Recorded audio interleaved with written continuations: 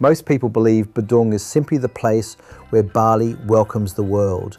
The beaches are famous, the sunsets are unforgettable, luxury resorts stretch across the coastline.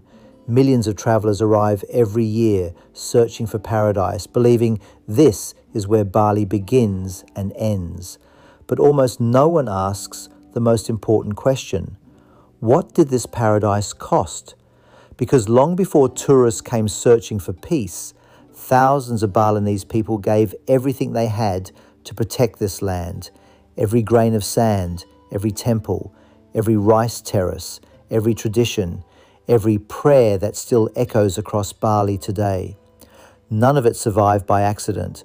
It survived because generations before us chose dignity over surrender. This is the extraordinary story of Badung, a place where breathtaking beauty and heartbreaking sacrifice exist side by side. A place that tells us paradise is never free, it is earned. Located in the southern part of Bali, Badung Regency covers approximately 418 square kilometres and is divided into 6 districts: South Kuta, Kuta, North Kuta, Mengwi, Abian Semel and Petang. Today, Badung is recognised as the beating heart of Bali's tourism industry. Its name is known across the globe through destinations such as Kuta, Legian, Seminyak, Nusa Dua, Tanjung Benoa, and many other world-renowned attractions. Millions of visitors fly into Bali every year through Igusti Ngurah Rai International Airport, many of them spending most of their journey within Badung without ever realizing the incredible history beneath their feet. Yet Badung was never built only for tourism. Its story stretches back centuries before hotels, beach clubs, and international flights transformed Bali into one of the world's favorite destinations. Originally, the administrative center of Badung was located in Benculuk. However, Indonesia's rapid political and economic transformation eventually reshaped the region. In 1992, the national government officially divided the former Badung Regency into 2 administrative areas. One became Denpasar Municipality, the other remained Badung Regency. Following this separation, the capital moved from Denpasar to Mengwi. Years later, on February 12, 2010, the modern administrative centre officially relocated to Mangupura, where it remains today. Even the shape of Badung tells a story. Viewed from above, the Regency resembles a traditional Balinese keris, the legendary ceremonial dagger. This is no coincidence.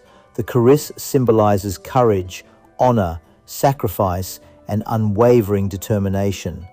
More importantly, it commemorates one of the most emotional chapters in Balinese history, the Puputan Badung. To understand Badung, you must first understand one word: Puputan.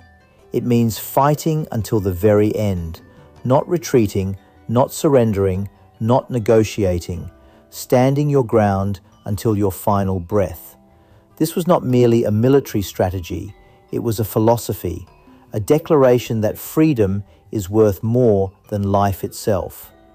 The tragedy began in 1906.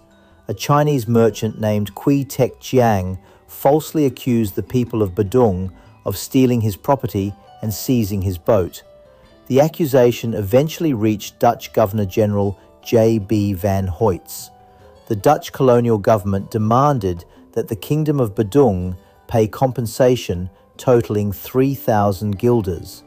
The accusation was rejected.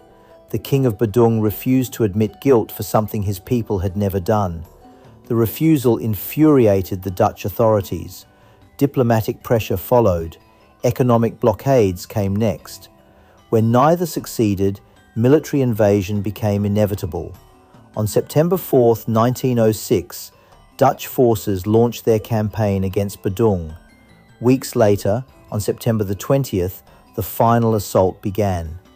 Dutch troops surrounded the royal palaces of Kesiman, Denpasar, and Pemecutan. What happened next became one of the most unforgettable acts of resistance in Indonesian history. the Balinese did not hide, they did not run.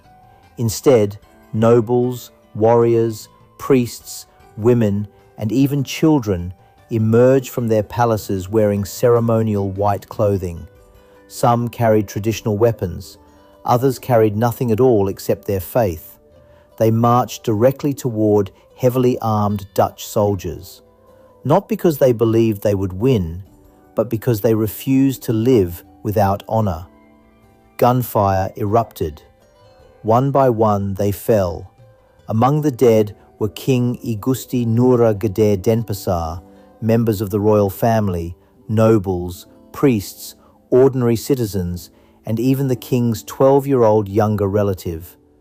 By nightfall, the final defenses at Puri Pemecutan had collapsed. Historians estimate that nearly 7,000 people lost their lives. The Dutch captured the kingdom, but they never conquered its spirit. That spirit still lives today. For the Balinese, Puputan is not simply a historical event. It represents the highest ideals of courage, the willingness to sacrifice everything for sovereignty, the determination to defend justice, the belief that dignity can never be bought, even if victory seems impossible. Today, the memory of that sacrifice remains alive in the center of Badung. Taman Puputan Badung, officially known as Lapangan I Gusti Ngurah Made Agung, stands as more than just a public park. It is a place of remembrance. Every pathway reminds visitors that freedom carries a price. Every monument honors those who refuse to surrender. On Sunday afternoons, the park transforms into a vibrant cultural stage where traditional Balinese music and dance continue to flourish. For Hindu communities, it also serves as an important spiritual space during ceremonies such as Tawur Agung Kesanga and Saraswati Day. History and living culture exist together in remarkable harmony. Badung is not defined only by stories of war. It is equally defined by stories of faith. One of its greatest treasures is Pura Taman Ayun in Mengwi. Constructed in 1634 by King I Gusti Ngurah Agung Sakti, this magnificent royal temple served as the spiritual center of the Mengwi kingdom. Its name means beautiful garden, but the temple represents far more than architectural beauty. The entire complex symbolizes Mount Mahameru, the sacred cosmic mountain in Hindu belief, rising from the mythical ocean of milk. Every courtyard, every shrine, every pond, every tower reflects the Balinese understanding that harmony between humanity, nature, and the divine creates lasting prosperity. This philosophy is known as Trihita Karana. It teaches that true happiness can only exist when people maintain balance with God, with one another, and with the natural world. In recognition of this extraordinary cultural landscape, UNESCO inscribed the cultural landscape of Bali province as a World Heritage Site in 2012. Among its most celebrated locations is Pura Taman Ayun. UNESCO even described it as one of the island's largest and most impressive temple complexes. Its significance extends far beyond religion. It represents an entire civilization built upon harmony instead of domination. Travel farther north into the highlands of Patang, and another side of Badung emerges. Hidden among forests and terraced hills lies Nung Nung waterfall. Standing approximately 50 meters tall at nearly 900 meters above sea level, it is widely regarded as one of Bali's highest waterfalls.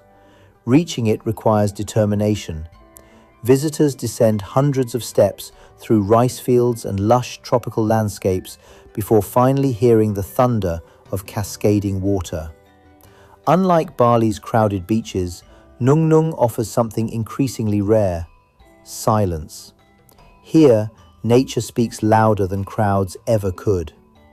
Badung also preserves ceremonies that continue shaping Balinese identity today. One of the most meaningful is the tooth filing ceremony, known locally as Mepandes, Matata, or Mesangi. At first glance, filing 6 upper teeth may seem unusual to outsiders, but its purpose reaches far deeper than appearance. The ritual symbolizes the removal of 6 destructive human traits, including uncontrolled desire, anger, greed, arrogance, jealousy, and confusion. It marks a young person's transition into adulthood. For generations, Balinese Hindu families have viewed this ceremony as essential, not because tradition demands it, but because character matters more than age. Growing older is automatic. Growing wiser requires intention. Finally, no story about Badung would be complete without recognizing the extraordinary artistry of Cheluk village. For centuries, local craftsmen have transformed silver and gold into masterpieces admired around the world. Unlike many other silver traditions in Indonesia, Cheluk artisans favor elegant decorative designs with only subtle use of oxidized black silver. Each handcrafted piece reflects remarkable patience, precision, and cultural pride. Its location near Ubud, Besaki, and Kintamani has made Cheluk one of Bali's most beloved destinations for travelers seeking authentic craftsmanship. Yet behind every necklace, every ring, and every sculpture lies something even more valuable. Generations of knowledge passed carefully from parent to child, tradition becoming legacy. Today, more than 500,000 people call Badung home. Modern hotels rise beside ancient temples. Luxury villas overlook centuries-old rice terraces. International visitors walk the same ground where kings once stood. This remarkable contrast defines Badung better than any postcard ever could. It is a place where globalization has arrived, yet identity remains deeply rooted. A place where economic success has never erased cultural memory. A place where history continues, breathing through ceremonies, architecture, music, craftsmanship, and everyday life. When visitors remember Badung only for beaches, nightlife, and luxury resorts, they see only the surface. The real Badung cannot be measured by tourism statistics. It cannot be captured by drone footage. It cannot be explained through travel brochures. Because Badung is ultimately a story about people. People who chose honor over fear, faith over despair, culture over convenience, legacy over comfort. The next time you stand on the shores of Kuta, watch the sunset in Seminyak, pray inside Taman Ayun, or hear the roar of Nung Nung waterfall, remember that you are not simply visiting one of the world's most beautiful destinations. You are standing on sacred ground, ground protected by extraordinary courage, ground shaped by centuries of devotion, ground where paradise was never simply discovered, it was defended. And perhaps that is the greatest lesson Badung has to offer the world. The most beautiful places are not remembered because they are perfect. They are remembered because generations of extraordinary people refuse to let them disappear.